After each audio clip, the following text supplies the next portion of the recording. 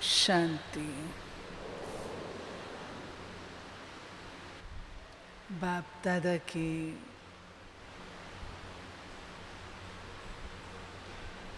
अपने दैवी परिवार की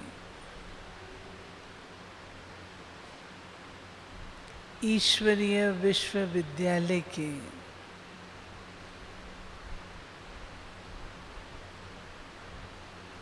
बाबा के रूहानी यज्ञ के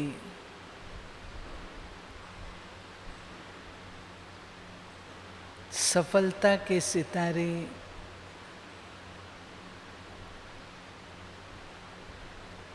बाबा के दिल में राज करने वाले बाबा को अपने जीवन से प्रत्यक्ष करने वाले ऐसे आदर्श उदाहरण मूर्त प्रवृत्ति मार्ग की शोभा प्यारे भाई बहनों को देखकर बहुत अच्छा लग रहा है।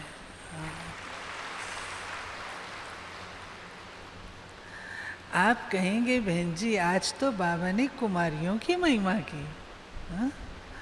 आज की मुरली में तो कुमारियों की बात अलग है, उनकी महिमा अपनी है, लेकिन आपकी भी महिमा कम नहीं है।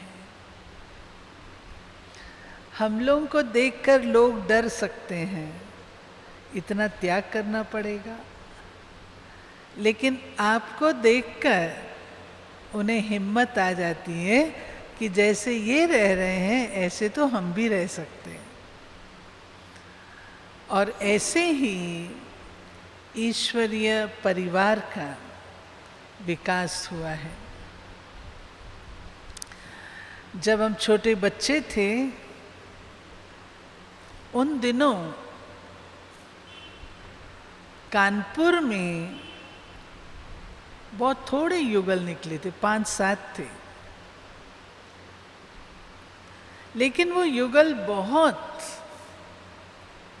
होवनहार थे और सारे यूपी की सेवा के निमित्त बने, पंजाब में सेंटर खोलने के निमित्त बने, दिल्ली में सेवा केंद्र खोलने के निमित्त बने।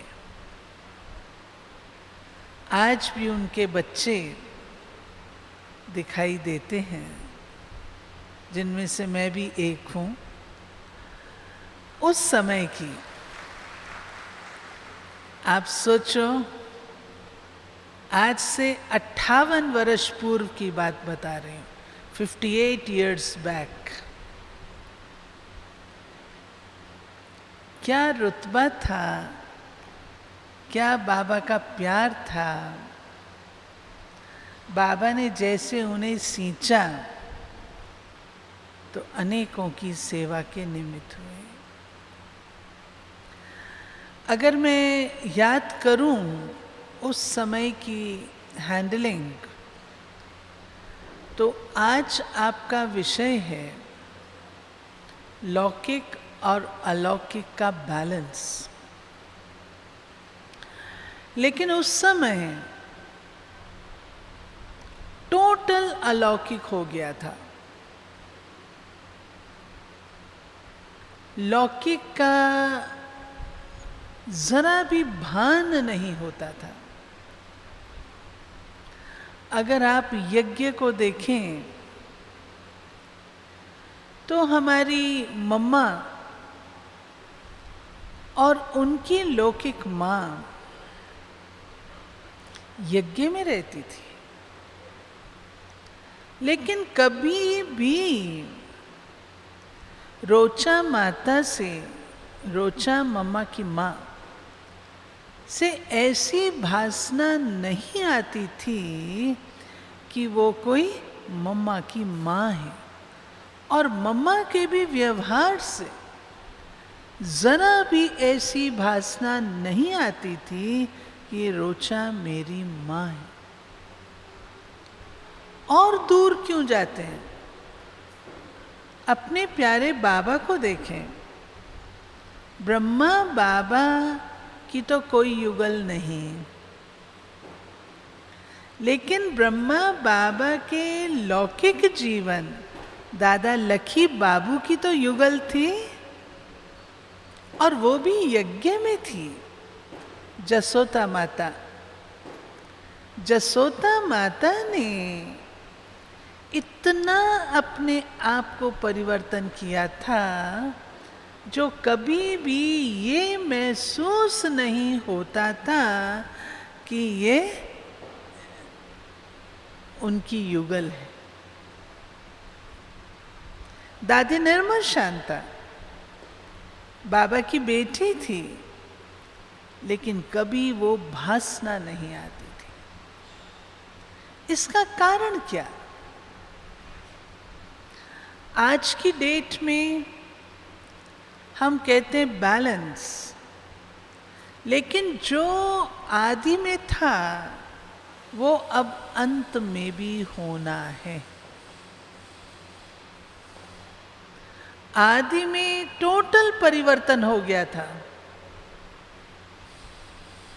और अब हम वो साइकिल कंप्लीट कर रहे हैं, जबकि पुनः अब अलौकिक ही अलौकिक होना है। जिसका भावार्थ ये है कि जहां जाना होता है वैसा स्वरूप अपना बनाना होता है। अब हमारा संगम युग का जितना भी उसकी आयु है, उसके 80 वर्ष संपन्न हो चुके हैं। ठीक है, 80 वर्ष कंप्लीट हो गए संगम युग के। शेष कितने हैं हमें नहीं पता, लेकिन इतना हमें अवश्य पता है, इसके पश्चात अब तुरंत नई दुनिया आने वाली है। अब मेरी मानसिक सेटिंग कैसी होनी चाहिए? अब मेरी मानसिक सेटिंग वो होनी चाहिए जहां मुझे जाना है। ठीक है, जहां जाना है। अगर आप गौर करेंगे तो प्रवृत्ति मार्ग वालों के जीवन में 2 चीजें काम करती हैं। एक है आकर्षण और दूसरा है विकर्षण। आकर्षण उसका जहां जाना है, और विकर्षण उसका जहां से जाना है। इसका बहुत सुंदर चित्र बाबा मुरलियों में वर्णन करते हैं। अगर आप गौर करेंगे, हम जब मधुबन के पांडव भवन में प्रवेश करते हैं तो वहां पर प्रवेश करते ही क्या दिखाई देता है? क्या दिखता है? प्रवेश करते ही क्या दिखता है? बाबा दोनों हाथों से आवाहन कर रहा है। और क्या दिखता है? क्या दिखता है? शांति स्तंभ दिखता है। और क्या दिखता है? हाँ, सबको भूला हुआ है। जाते सार, प्रवेश करते सार श्री कृष्ण का चित्र है? मधुबन पांडव भवन में आप प्रवेश करो, बाबा के हाथ भी बाद में दिखाई देते हैं, पहले क्या दिखता है? श्री कृष्ण दिखता है। और श्री कृष्ण का वो चित्र, उसमें ये दोनों बातें हैं। हाथ में गोला है स्वर्ग का, और टांग से नरक की दुनिया को मार रहे हैं। आकर्षण और ये विकर्षण, इधर जाना है और इधर छोड़ना है। अब आकर्षण में सबसे पहली चीज जो हम बच्चे अनुभव करते हैं, अभी गीत भी लगा, बाबा आपने कैसा जादू फेरा है, जो हर कोई कहता है बाबा मेरा है। निस्संदेह बाबा ने हम बच्चों को अपना बनाया है और हमने बाबा को अपना बनाया है, और इसमें हमारी मीठी रेस भी है। फिर से मुझे अपना बचपन याद आता है, जब हम लोग बाबा से मिलते थे तो मिलने के बाद जब हम लोग घर में आते थे, बाबा कानपुर आते थे, मम्मा कानपुर आती थी, बहुत बार मिलना होता था। जब हम घर आते थे तो हम बच्चों में आपस में चर्चा होती थी कि बाबा मुझे ज़्यादा प्यार करता है, दूसरा कहता नहीं बाबा मुझे ज़्यादा प्यार करता है। बाबा की ये कला कि बाबा हर एक को उस अनुसार प्यार करता है और भासना ऐसी देता है जैसे उसके लिए मैं ही मैं हूँ और कोई नहीं है। और ये भासना हमारा प्यारा शिव बाबा ब्रह्मा द्वारा दे सकता है। शिव बाबा के संस्कारों में कोई भी सीमाएं नहीं है और बाबा के लिए हर बच्चा बहुत इम्पोर्टेंट है और उस बच्चे को वैसी भासना देता है। तो प्यारे बाबा ने अनेक प्रकार की दूरियां हमारी समाप्त कर दी। एक होती है दूरिये मकान, दूरिये मकान अर्थात आप रहते हैं दिल्ली में, बाबा रहता है परम धाम में, आप रहते हैं मद्रास में, दादी रहती है मधुबन में, इसको हम क्या कहेंगे? दूर ये मकान। तो बाबा ने हम बच्चों को ज्ञान देकर ये दूरी मिटा दी। अब हम सब कहाँ के रहवासी हैं? बाबा ने कहा परम धाम के रहवासी हैं। मैं भी परम धाम का निवासी हूँ और तुम मेरी फैमिली हो। मैं फैमिली के बिना नहीं रह सकता, मुझे मेरी फैमिली चाहिए। हम बच्चों को भी बाबा ने कहाँ का बना दिया? परम धाम निवासी बना दिया। हम सबका रेजिडेंशियल एड्रेस कौन सा है? देखो कौन सुनाता है? हाँ बोलिए। परम धाम। और बोलिए। हाँ मधुबन। और बोलो। देखो किसको नशा है, बोलो। आपका निवास स्थान कहाँ है? मधुबन। और बोलो। परम धाम। और बोलो। बाप दादा का दिल। कहाँ के रहने वाले हो? बजाओ ताली अपने लिए। आपका रेजिडेंशियल एड्रेस कौन सा है? बाप दादा का दिल। जो समझते हमारा रेजिडेंशियल एड्रेस बाप दादा का दिल है, वो हाथ तो खड़े करो, देखो किनको नशा है। ये पहली लाइन वालों को नशा नहीं है, सबको। इनके हाथ नीचे हैं, देख लो। हाँ यहाँ पर भी नशा नहीं है सबको? नहीं नहीं। कहाँ है आपका एड्रेस? बाप दादा का दिल। बाबा ने आपको अपने दिल में बिठाया है। आपने बाबा को अपने दिल में बिठाया तो बाबा ने भी आपको अपने दिल में बिठाया है। ये दूर ये मकान बाबा ने समाप्त की है। स्पेस की दूरी समाप्त की है। नशा है नशा। ये प्रवृत्ति वालों को खास नशा है। पहले तो आप एक दो के दिल के राजा होते हो, युगलों के राजा होते हो। अभी किसके दिल के राजा हो? बाबा के दिल के राजा हैं। नशा, अभी आपका युगल कौन है? बाबा, आप और बाप। उस दिन की मुरली में था ना, आप और बाप, ये हम युगल मूर्त हैं, कंबाइंड स्वरूप।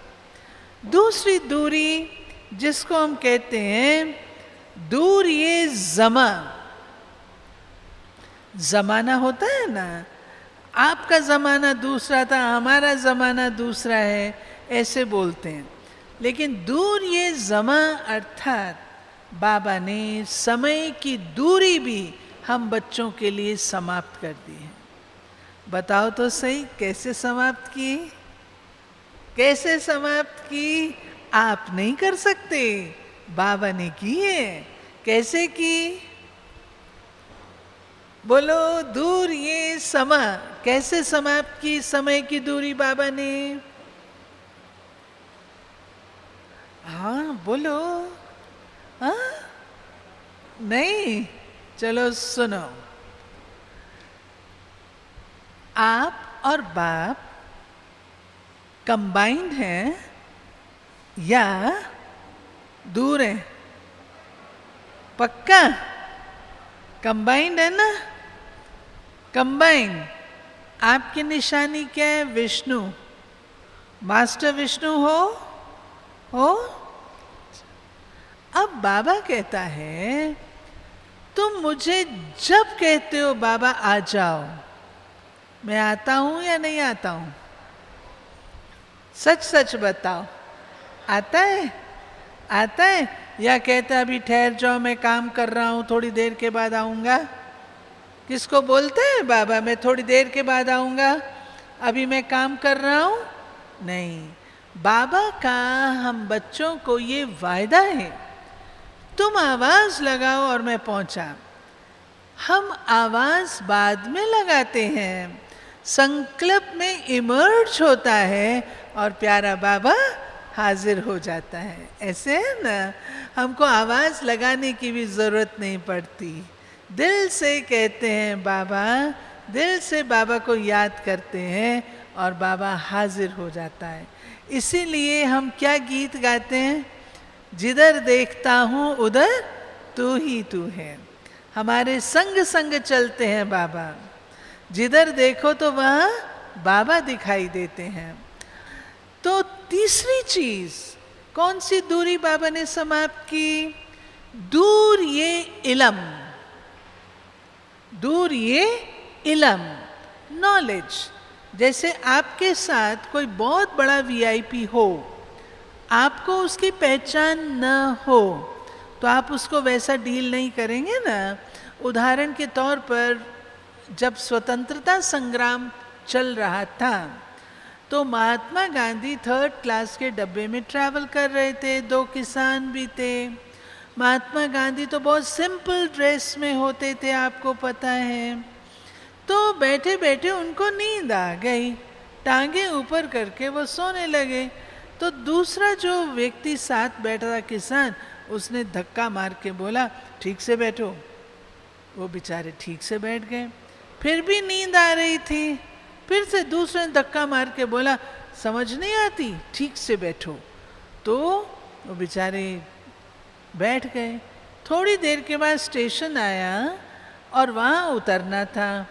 लोग फूल मालाएं लेकर के खड़े थे, महात्मा गांधी जिंदाबाद, देश का नेता जिंदाबाद, ऐसे बोल रहे थे। तो वो दोनों किसान को भी उतरना था। उन्होंने कहा ये क्या शोर मचा रखा है, यहाँ कोई महात्मा गांधी नहीं है। महात्मा गांधी उनके पीछे ही खड़े थे। जब उतरे तो लोगों ने फूल मालाएं चढ़ाई, तो उनको एहसास हुआ कि हमने महात्मा गांधी के साथ ऐसा कर दिया। क्यों? इल्म नहीं था, ज्ञान नहीं था। हम बच्चों ने भी दूर ये इल्म के कारण बाबा को अपने से कितना दूर कर लिया और क्या क्या उसके लिए नहीं कहा। तुम सुख भी देते हो तो तुम दुख भी देते हो, तुम निष्ठुर हो, तुम बड़े कठोर हो, क्या क्या नहीं कहा। बाबा ने आकर अपनी पहचान देकर, इल्म देकर वो दूरियां समाप्त कर दी। और अब हम क्या कहते हैं? बाबा आप ही हमारा संसार। और बाबा संसार में हम अपना सब कुछ देखते हैं। ठीक बात है ना? है ना ऐसे? अब संसार में हमें कुछ देखने का शेष है? कुछ संसार में देखने का है? कुछ नहीं है। क्या रखा है? मैं आती हूं इस विषय पर भी। चौथी दूरी है जिसको हम कहते हैं दूर ये इरादा। घर में आप दो प्राणी रहते हो। अभी उस दिन बाबा ने जो मुरली प्रवृत्ति वालों के लिए चलाई, उसमें कहा ये बताओ दोनों एक जैसे चलते हो, दोनों पहिए समान चलते हैं, आगे पीछे तो नहीं होते। उस समय तो बाबा के रुहाब में आकर हम सब क्या कहते हैं? नहीं बाबा हम सब एक हैं, कोई आगे पीछे नहीं होता। जिस समय मुरली चल चुकती है उसके बाद जब घर लौटते हैं तो क्या कहते हैं? तब क्या होता है? तब अलग अलग नजर आते हैं ना। तो बाबा ने हम बच्चों को एक ही लक्ष्य देकर एक ही धारा हमारी बना दी और उससे हमारे इरादे बदल गए। इरादे बदलने से हम सबका जीवन उलझन मुक्त हो गया। पहले हम लोग उलझन में थे। बाबा ने कौन सी बहुत बढ़िया बात कही। जो दो बर्तन, बाबा ने कहा आप तो दो बर्तन हो, रखे भी जाएंगे तो थोड़ा सा शोर होगा, लेकिन आपके बीच में नहीं हो सकता। क्यों? क्यों? दो बर्तन के बीच में कौन है? बाप। जब बीच में बाप है तो दो बर्तनों में खटखट भी नहीं होगी। क्या शानदार बाबा फॉर्मूले बताता है। तो बाबा ने कहा कि दूर ये इरादा वो भी आप बच्चों का समाप्त हो जाता है। पहले हम लोग सोचते थे शायद हमको मुक्ति, जीवन मुक्ति प्राप्त करनी है। कोई कहता था मुझे भक्ति करनी है, कोई कहता था मुझे शास्त्र अध्ययन करना है। लेकिन बाबा ने ये सब दूरियां भी हमारी मिटा दी। अब हम सबको एक ही लक्ष्य प्रदान किया। फर्दर दूर ये ईमान। आजकल तो भिन्न भिन्न धर्म वाले होते हैं ना, और भिन्न भिन्न उसके होते हैं, तो उसमें भी दूरियां होती हैं। लेकिन बाबा ने हमें फॉर्मूला देकर दूर ये ईमान समाप्त करा दिया। हम सबका धर्म क्या है? बोलो, हम सबका धर्म क्या है? आदि सनातन देवी देवता धर्म। और बोलो भाई, हम सबका धर्म क्या है? पवित्रता। हम सबका धर्म क्या है? पवित्रता। हम सबका धर्म क्या है? शांति। ये हमारा स्वधर्म है। तो बाबा ने हम सबको इस मामले में भी एक कर दिया। अब है बात कि मुझे लौकिक अलौकिक का बैलेंस रखना है या टोटल अलौकिक बनना है। धीरे धीरे इस विषय को हम लेंगे। जब हम बाबा के बनते हैं तो हमारा लक्ष्य जीवन का बन जाता है। उससे पूर्व हमारा जीवन का लक्ष्य नहीं होता। हम क्या समझते हैं? हमारा प्रवृत्ति मार्ग है, बाल बच्चे हैं, इनके लिए कमाना है, मकान बनाना है, शादियां करनी हैं और उसके बाद चले जाना। यही था। लेकिन जब हम बाबा के बनते हैं तो बाबा हम बच्चों को जीवन का लक्ष्य देते हैं। लक्ष्य क्या देते हैं? पहले तुम जब घर गृहस्थ में रहते थे तो क्या समझते थे? घर गृहस्थ एक जंजाल है, एक बंधन है। लेकिन बाबा ने हमको लक्ष्य देकर हमारा दृष्टिकोण बदल दिया। अब हम गृहस्थ को जंजाल नहीं समझते हैं, लेकिन ये गृहस्थ मुझे संपूर्ण बनाने का स्थल है। इसमें कोई फायदा नहीं ये कहना अगर मैं भी कुमारी होती तो अच्छा था। अब वो दिन तो नहीं आ सकते ना, वो तो चले गए, खत्म हो गया, बीत गया। अब जो आपके पास है उसको आप मैक्सिमम कैसे बेस्ट से बेस्ट बना सकते हैं। तो गृहस्थ को हमारी गुलजार दादी युगलों को एक बात बताती हैं, क्या कभी भी ये नहीं कहो ये जंजाल है, बच्चे तंग करते हैं, ऐसा होता है। ये सब नाटक के सीन्स हैं, ड्रामा के सीन हैं। जिस सीन में मुझे क्या पार्ट प्ले करना है वो मैंने चेक करना है। आप कहो ये ड्रामा ही गलत है, वो तो ठीक नहीं होगा ना। ड्रामा तो जो बना हुआ है, नूंधा हुआ है, उसको तो प्ले करना है। लेकिन मैं अपना दृष्टिकोण बदल सकती हूँ, और वो दृष्टिकोण में कैसे बदलूं? उसे अलौकिकता में लाऊं। अलौकिक, फॉर इंस्टेंस, दादी कहते हैं जब आप सेवा केंद्र पर आते हो, ये आपका घर है,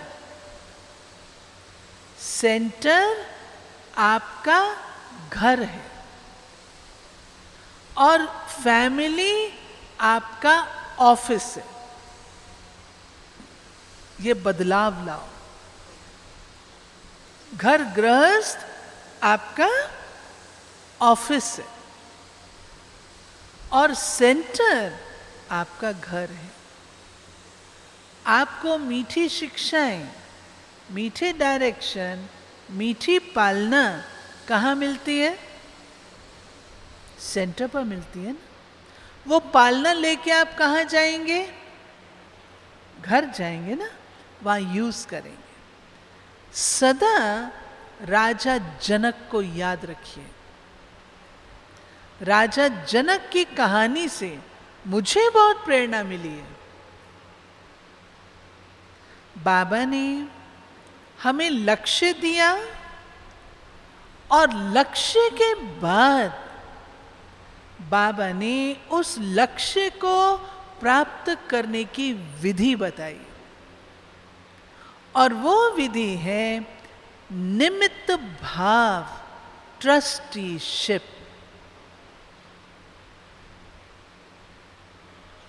जब आप समझते हैं ये बच्चे मेरे हैं, तो आपके अंदर क्रोध भी आएगा, मोह भी आएगा, दोनों आएंगे। और ये दोनों ही हमारे शत्रु हैं। क्या कारण है? क्या कारण है? बाबा की मुरली रोज सुनने के बाद भी हम उसको वो प्रैक्टिकल रूप नहीं दे पाते। कोई तो कारण होगा ना, कुछ तो कारण होगा। जब मैं मुरली सुनती हूं तो बहुत प्रिय लगती है।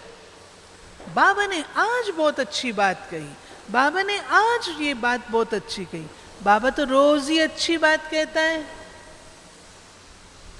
परंतु मेरे लाइफ में क्यों नहीं आ पाती? उसका कारण क्या?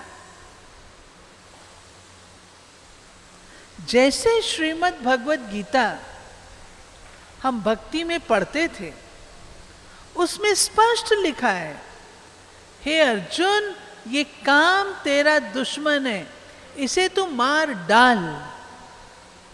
क्रोध नरक का द्वार है, बुद्धि नष्ट करता है। लेकिन धारणा क्यों नहीं होती थी? रोज पढ़ते थे और धारणा नहीं होती थी, उसका कारण हम समझते थे ये बात श्री कृष्ण ने अर्जुन को कही, सबको थोड़ी कही। ऐसे ही अगर मैं ये समझूं बाबा की मुरली में ये जो बात आई है वो मेरे लिए आई है, ये बाबा पर्सनली मेरे साथ बोल रहा है, मेरी बात का आंसर दे रहा है, मुझे बोल रहा है। और ऑलमाइटी बाबा की मुरलियों की विशेषता है कि जिसकी जो दवा होती है वो उस दिन मुरली में आ जाती है। एक नहीं, ऐसे सैकड़ों अनुभव हैं। जो जिस बात के अंदर आपको तकलीफ होगी ना, आप उस दिन की मुरली को ध्यान पूर्वक सुनेंगे, आपको आंसर मिल जाएगा। बाबा की कमाल। तो जब तक मैंने मुरली को ऐसा नहीं समझा कि ये मेरे लिए है, तब तक हम उसको साकार रूप नहीं दे सकते। बाबा कहता तुम निमित्त हो, ट्रस्टी हो। और राजा जनक के पास जब जाते हैं एक सन्यासी, तो उनसे जनक से पूछते हैं, वाह राजा, बैठे हो राज सिंहासन पर और कहते हो कि मैं जीवन मुक्त हूं। राजा जनक क्या बोले, महाराज आपने मेरा महल देखा है? बोला नहीं, मैं तो अभी अभी आया हूं। महाराज थोड़ा मेरा महल तो देखा ही है। और जब वो देखने चलते हैं तब राजा उसके हाथ में एक दीपक दे देते हैं कि महाराज ध्यान ये रखिएगा, महल देखते समय ये दीपक बुझने न पाए। सन्यासी चलते हैं, सारा महल देख करके लौटते हैं और राजा जनक उनसे पूछते हैं, महाराज आपको मेरा महल कैसा लगा? सन्यासी को गुस्सा आ जाता है, कहता महल क्या देखता है, मैं खाक। तुमने ये जो साथ में दे दिया था कि इसकी लौ बुझने ना पाए, मेरा सारा ध्यान तो इसी में लगा रहा। ऐसे प्यारे मीठे भाई और बहनों, बाबा ने जो मुझ आत्मा को लक्ष्य दिया है वो मुझसे भूलना नहीं चाहिए। अपने घर गृहस्थ में अगर मुझे ये भूल जाता है और मैं गृहस्थ को ही एंजॉय करती हूं, तो मैं जीवन मुक्त नहीं हो सकती। कई भाई बहन कहते हैं, बाबा कहता है ना तोड़ निभाओ। अब इसके दो अर्थ निकलते हैं। तोड़ निभाना अर्थात तोड़ करके निभाना, और दूसरा तोड़ निभाना होता है एंड तक निभाना। बाबा त्याग और वैराग, सन्यास घर गृहस्थ का करने को नहीं कहते। बच्चे अच्छे से अच्छा खाओ, अच्छे से अच्छा पहनो, अच्छे से अच्छा घूम करके आओ, लेकिन ये याद रखना कि ये दुनिया कब्रिस्तान है। याद रहता है?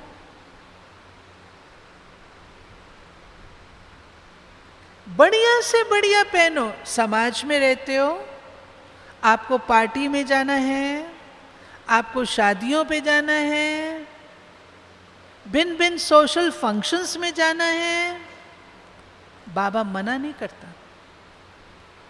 इन सबके होते क्या ये याद रहता है ये सब मरे पड़े हैं?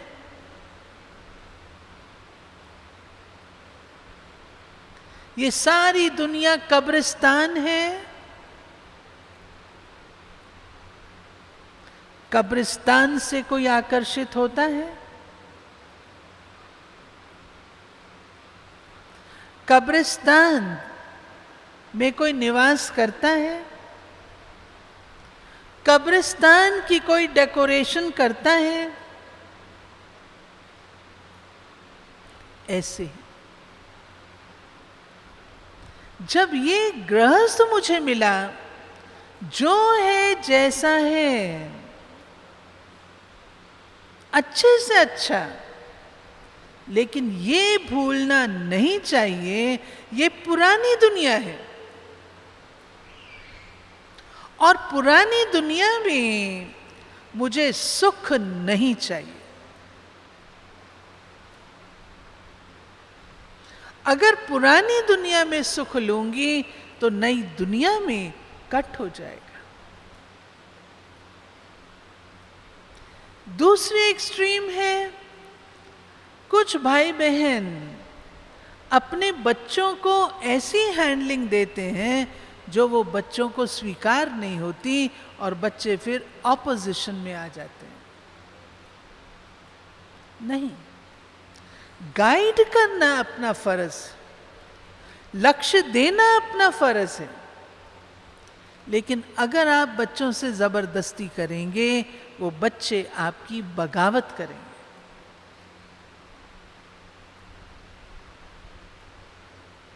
मेरा जीवन ऐसा अच्छा हो, जीवन ज्ञान सुनाए जो बच्चा अपने आप समझे।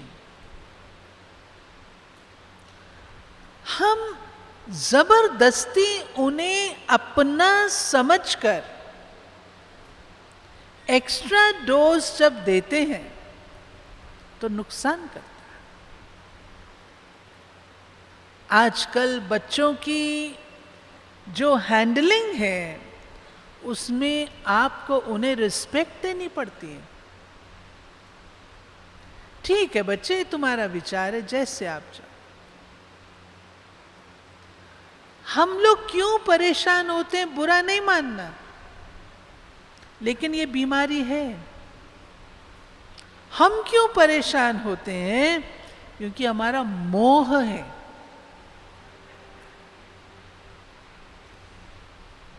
घर गृहस्थ में नष्टो मोह स्मृति स्वरूप, यह हमारी फाइनल स्टेज।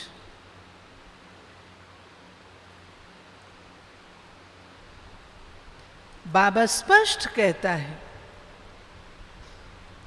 माताओं को, गृहस्थियों को मोह होता है। ये मोह मेरा कैसे टूटे? जब मैं ट्रस्टी समझूं। गुलजार दादी इसमें बहुत अच्छी एक बात युगलों को बताते हैं, इन बच्चों को अपने बच्चे नहीं समझो, इनको ठाकुर समझो। जैसे ठाकुरों की सेवा करते हैं, ऐसे इनकी सेवा ठाकुरों जैसे करो। जब आप अपना समझेंगे तो आपको एक्सपेक्टेशन होगी कि बच्चा मेरी कदर करे या मेरी संभाल भी करे। और याद रखिएगा, ये कलयुग है, ये हमें भूलना नहीं चाहिए। कलयुग है तो कलयुग में सभी कलयुगी हैं। मैं चाहूं या समझूं मेरे बच्चे ऐसे नहीं हो सकते, भूल जाइए। अगर बच्चे आपका सम्मान करते हैं, खुशकिस्मती है, लेकिन अगर आप आश रखेंगे तो आपको शॉक्स लगेंगे, धक्के लगेंगे। पहले से अपने मन को शक्तिशाली बनाइए। इनके साथ मेरे हिसाब किताब है, तब तो ये इस जन्म में मेरा बच्चा बना। मैं अपना कर्जा चुका रही हूं। जो कर्ज मैंने लिया वो मैं चुका रही हूं। और जब ये बात हमारे बुद्धि में आ जाती है कि हम अलौकिक हैं, तो प्यारे भाई और बहनों, अलौकिकता, ट्रस्टीशिप की भावना आपका तन, आपका मन, आपका धन, आपका समय, आपके संकल्प, आपके संबंध, सब में इकोनॉमी करता है। आपका तन वहां नहीं जाएगा जहां पहले आम तौर पर जाता था। आपका मन वहां नहीं जाएगा जहां पहले जाता था। अब मन मना भव में रस लेता है। आपका धन वेस्ट नहीं हो सकता। मैं पुनः अपने बचपन को याद करती हूं। बाबा स्पष्ट मुरलियों में कहते हैं कि बच्चे, तुम्हें धन न तो किसी को दान देना है, न धन तुम ऐसे कार्य में लगा सकते हो जो कि तुम्हारी अलौकिकता के विपरीत। मुझे याद आता है, मैं कोई तीसरी चौथी क्लास में थी। सहेली की बहन की शादी थी। हम सब ने मिलकर के सोचा कि हम लोग सब मिलके गिफ्ट देंगे। आमतौर पर यही होता है। मैंने घर आकर पिताजी को बोला, मुझे 10 रुपए चाहिए। मैंने कभी लाइफ में मांगा नहीं था। 3-4 क्लास में पढ़ती थी, छोटी आयु थी, ज्ञान में तो आ चुके थे। पिताजी ने कहा, किस लिए चाहिए? मैंने कहा, सब सखियां मिलकर के फ्रेंड की बहन की शादी है, उसमें गिफ्ट देंगी। 10 रुपए उस जमाने के तो बहुत होते थे। तो पिताजी ने कहा, अच्छा, मैं अपनी टीचर से पूछ के कल बताऊंगा। और उनकी टीचर थी गंगे दादी। तो नेक्स्ट मॉर्निंग गंगे दादी से पूछ के आए। मेरे को कहा, बेटा, मैं तुमको पैसे नहीं दूंगा, तुम लक्ष्मी नारायण का चित्र ले जाओ, गीता ले जाओ, वो उसको दे देना। अब आप जानते हैं पीयर प्रेशर, सब देंगे और मैं नहीं दूंगी तो सब क्या सोचें। मुझे बहुत गुस्सा आया कि मैंने कभी मांगा नहीं, लेकिन एक बार कहा और मेरे को कहते हैं सब लड़कियां देंगी और मैं गीता दूंगी। उसको तो मजाक के रूप से लेंगी ना लड़कियां सब। नहीं दिए उन्होंने पैसे, मुझे नहीं दिए। आज मुझे वो बात याद आती है। क्यों? बाबा, जब हम बाबा के बन जाते हैं, आजकल तो आप लोगों को बहुत फ्रीडम है। बाल्यकाल में हम जानते हैं हमारे पेरेंट्स, जैसे आजकल टीचर्स मधुबन में अपना अकाउंट भेजती है ना, मासिक अकाउंट, ऐसे पेरेंट्स बाबा को मासिक अकाउंट भेजते थे। कितना कमाया, कितना खर्च किया, कितना बचा। आज कौन है जो भेज रहा है? कहां जाता है आपका धन? कहां जाता है आपका तन? कहां जाता है आपका समय? कभी सोचा आपने? कहना सरल है, बाबा सब कुछ आपका, लेकिन अमानत में खयानत तो नहीं। चेक करिए। डायरेक्शन प्रमाण, श्रीमत प्रमाण करते हैं, उसमें ताकत होती है। समय समय का प्रभाव है। तो कभी भी कोई भी कार्य अलौकिकता इसमें आपको शक्ति मिलेगी, मैं आपको बताती हूं। जितना आप अलौकिक रीति से हैंडल करेंगे उतना आपको शक्ति मिलेगी, आपकी आत्मा का विकास होगा, आत्मा में बल भरेगा और स्पिरिचुअली आप स्ट्रांग बनेंगे।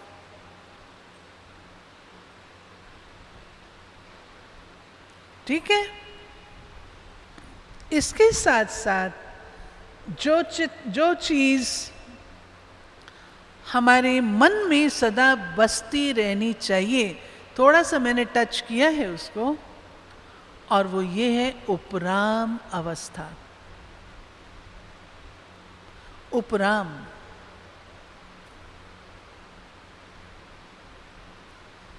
करना सब कुछ है, सब कुछ करना है, लेकिन ये चेक करो आपको उसमें रस आता है।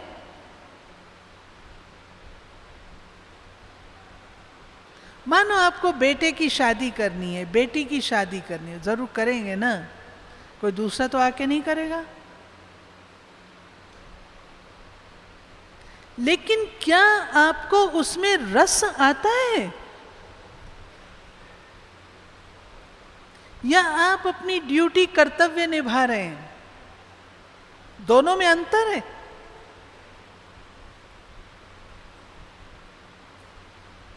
इसलिए अगर मूल धुरी उपराम अवस्था की होगी तो लाइफ के अंदर ये सब चीजें हमें टेम्पररी नजर आएंगी, और अपनी नई दुनिया जो आने वाली है, जिसके मालिक हम बनने वाले हैं, कितना अच्छा लक्ष्य बाबा ने हम सबके सम्मुख रखा है।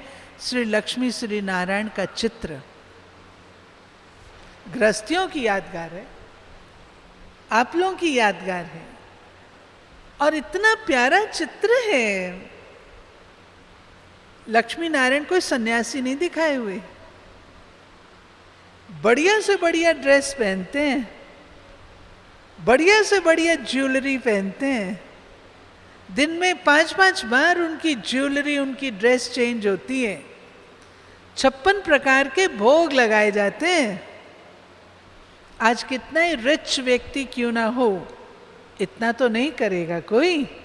कभी कभी मैं हंसी में कहती हूँ ये लक्ष्मी नारायण बहुत मटीरियलिस्टिक हैं, बहुत भौतिकी हैं। क्या शानदार ड्रेसेस हैं, क्या शानदार ज्वेलरी है, क्या शानदार चीजें, रुतबा है, लेकिन वे पूजनीय, पूजनीय भी तो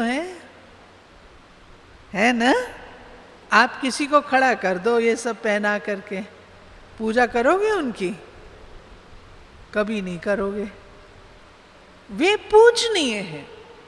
तो हमने एक पक्ष वो अपना बहुत उजागर किया, लेकिन जो दूसरा पक्ष है, 2 टाइटल हैं हमारे, his holiness and his Highness, ये आप लोगों का टाइटल है।